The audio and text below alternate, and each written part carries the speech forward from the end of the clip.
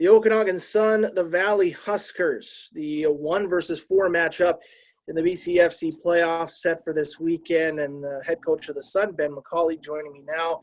Ben, you got done what you needed to get done.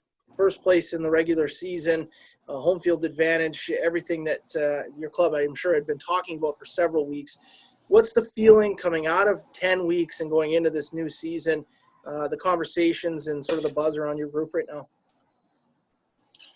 You know what? We feel like every week that we're coming together to prepare is another week where we feel like we've got something to prove. And the season probably hasn't gone exactly the way we scripted it, although the result ended up being the same as what we wanted. But we sure would have liked to come out and cruise to an easy 10-0, but had some early adversity, and we were fortunate to have that early in the season. So our backs were kind of against the wall to begin with, and we responded well.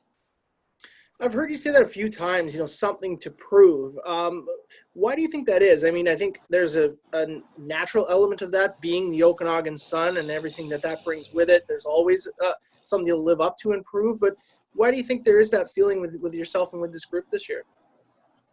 Well, I think, probably on paper more than anything, we come in and we've got a roster that certainly, we've got a number of All-Canadians. We've got guys who've won awards at the university level, and, there's certainly no lack of talent here.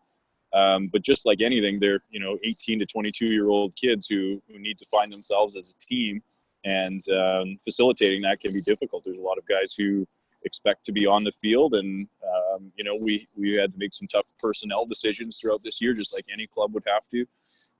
But I think the expectations on us, at least from the outside, were that we needed to come out and dominate. And if you don't do that, I mean, you can still have a first place team and have the outside world feel like you underachieved. So that being said, none of us really buy into what other people think. We've kind of become quite insular, like usually happens every year around this time. The great spot is we have that adversity and we still manage to finish in first place. Yeah. Is that almost a bit of a positive for you as a coach? I mean, some of the best teams I've played on had that us against them mentality. Nobody wants us to succeed but us. That's something that can be a really nice rallying cry in the room, right? Yeah, for sure. And when you feel like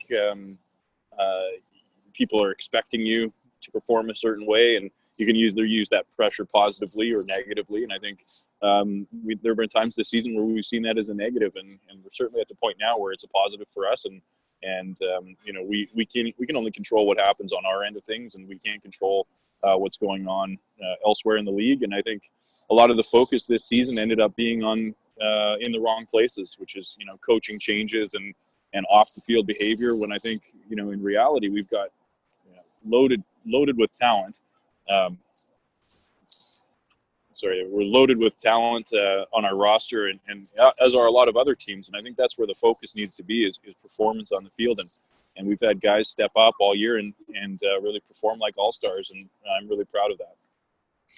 So I look at the matchup, the Huskers and yourself. A lot of football has been played between the game when they beat you guys and now. So I think you maybe scrap that one. But looking at the stats combined, one jumped off the page at me. They attempted a combined 94 passes in 2 games against you guys. And they're a pass-heavy team. We know that. They did that against everyone. But is there a feeling that if you can force them to drop back that many times, that's going to be a real positive thing for your team on Sunday? Well, one of the positives is that it allows us to display what we feel is one of our strengths, which is our pass rush. We've got an excellent defensive line, an excellent front seven who can really put pressure on quarterbacks. And Julian's a great young quarterback as well, so I expect he's going to make his handful of plays. And anytime you're throwing the ball, if you're throwing the ball 94 times in 2 games, you're bound to have some success in there with a level of skill that those guys have. So, taking the runaway is important, I think, in playoff football. Weather's always a concern. Injuries and health with the offensive line. Having to constantly sit back in pass protection is not ideal for an O-line. So if we can put them in that situation, I think we'll be in good shape defensively.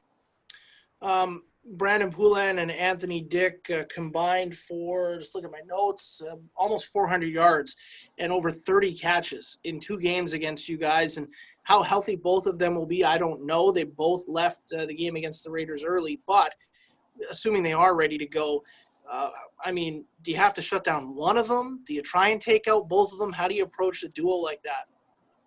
Well, I think you have to limit them. They're going to make their plays, as I said. Same with Julian; he's going to make some plays.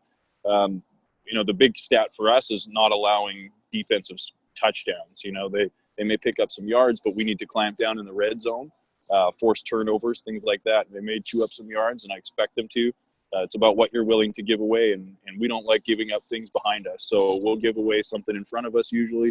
But as long as we're able to put pressure on and force some mistakes, I think we're going to be okay. And those are a heck of a couple of players there. And we fully expect their best come Sunday. It's playoff football, and we know we're going to have to do 4 solid quarters of good defense against them.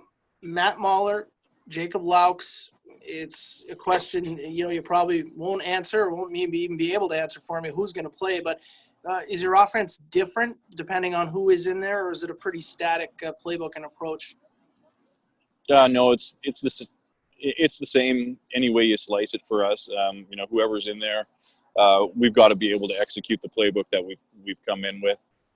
We feel like some of the things maybe we've tailored to Matt's strength, but it's mostly been about coaching. How do we put him in a position to be successful? He doesn't have the experience of a guy like Jacob, at the higher level, and his football IQ is just developing right now, and he's willing to work for it. So I feel like the last few weeks he's really taken a lot of steps forward, and didn't have the greatest outing against Kamloops, but then we can put that back on coaches if we didn't necessarily put him in a position to be successful. So at the end of the day, we want him to have easy throws. We want him to have simple, wide open players, and if we can do that as coaches and figure that out, he'll be all right. Howie Zarin said to me earlier today from the Langley Rams, he said that the favorite are the Okanagan Sun to win the Cullen Cup right now. Any commentary on that in any way? I'm sure he's trying to sandbag that a little bit as well, and take some of the attention off of a good squad he has there in Langley. I don't feel there is a favorite this year. I think everybody's so evenly matched. Certainly coming in first place is important to us, but especially so when there's so many other good teams that it's quite meaningful to be in first place. So, the biggest thing is we get to stay home. We get to showcase our city.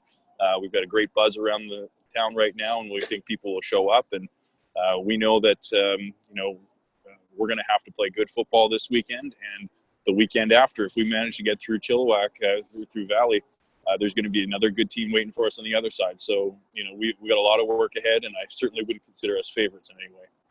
Diplomacy is always from Mr. McCauley. You're consistent, I'll tell you that, man. Is that a playoff mustache? Is that the official look now in the Okanagan? Well, I don't think so. Just whatever suits the mood at the moment, and it's probably here to stay for a while, so we can go ahead and call it a playoff mustache if that helps sell tickets. I don't think it will. Ben, probably not, but no. Yeah, no. Thanks for your time, my friend. I appreciate it. Best of luck, and we'll see if we'll be chatting again next week or not. Okay, thanks, Tom. Take care.